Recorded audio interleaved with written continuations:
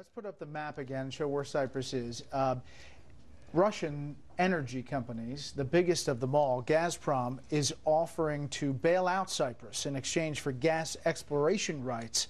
According to the media over there, they put out a statement saying that they're happy to do the bailout. This is a very rich company, and of course it's in Russia's interest to make that pitch because the gas discoveries, natural gas in the fields underneath the eastern Mediterranean Sea, are said to be huge. About 120 trillion cubic feet of recoverable natural gas, 20 billion barrels of oil, equal to that, or 20 times the inventory of our petroleum reserve.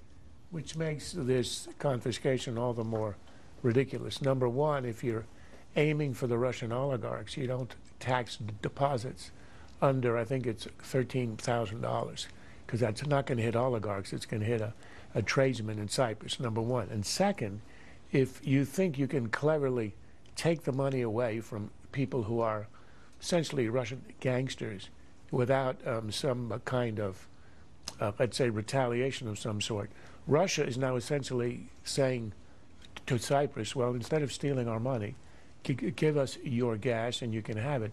Russia would own Cyprus, and it would own this huge stake in the Mediterranean, which would be a strategic and economic advantage.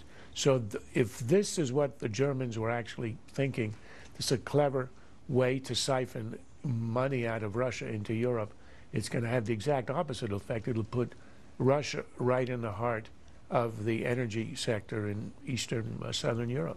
I should say the two fields near Cyprus contain about 24 trillion cubic feet of gas, it's estimated. Juan, a lot of people ask when we talk about this panel whether this could potentially ever happen here. They just ask the question. Well, but it just doesn't apply. I mean, we have, most of our money is not in banks. I mean, we have so much economic activity. It's what you see if you wanted to look at it as taxation on activities. And that's what, you know, conservative Americans get so upset about. Why are you raising taxes and, in a sense, deterring people from engaging in more of those economic, money-generating, job-generating activities? Last word. Well, I think, you know, Charles earlier and Juan just now made the case for a consumption-based tax, actually, so that taxpayers have the opportunity to determine how much tax they're paying based on their activities. I think an income tax it's not the same as what we're seeing in Cyprus, but it's not too terribly far different. Well, the panel endorsing a consumption tax, is that what I'm hearing? I'm endorsing a consumption tax. Yeah, you heard the doctor endorse that. Taxing Russians only. Our message was weak. Our ground game was insufficient. We weren't inclusive. We were behind in both data and digital. And our primary and debate process needed improvement. Young voters are increasingly rolling their eyes at what the party represents.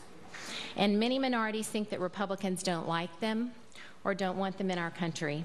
If Hispanics think we don't want them here, they will close their ears to our policies. I'm not sure the word autopsy is the most felicitous, since it generally applies to a corpse. And I think it was their word. No, I understand, and I'm not sure I would have chosen it, but it's out there. Look, I think there's a difference here between ideology and technique. I'm not sure you want the RNC deciding ideology. We had a good debate. At CPAC, you can see the outlines of the debate in the party. I think it'll be healthy. You've got a lot of tendencies, and it's the new leadership who will decide the ideological direction of the party. But what the RNC has to actually be looking at is what its job is, and there it didn't succeed. It is outreach, it's the ground game, it's managing the finances, and it's also the social media, where Democrats are way ahead.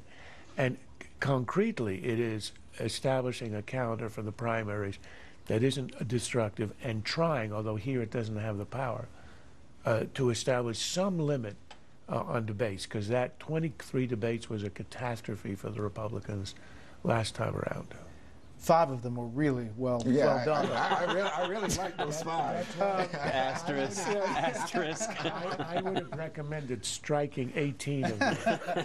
Finally, Priebus says, you know, it's frustrating, he said today, to be the party of the rich because GOP wants to lift people from poverty. He said, quote, our party can't just hire our way forward, it must inspire our way forward. I guess looking for that candidate is the challenge. Well, you need a good candidate, but you also have to have a party that knows how to run the mechanics, and that's the job of the RNC.